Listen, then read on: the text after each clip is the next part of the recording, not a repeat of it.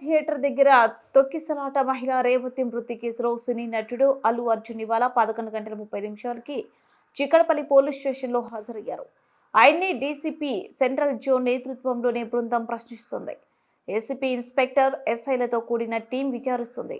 అల్లు అర్జున్ తరపు లాయర్ అశోక్ రెడ్డి సమక్షంలో ఈ విచారణ జరుగుతుంది. మొత్తం 50 రకాల ప్రశ్నలను పోలీసులు అల్లు అర్జున్ ముందు ఉంచారు. ఆయన స్టేట్మెంట్ ని రికార్డ్ చేస్తున్నారు.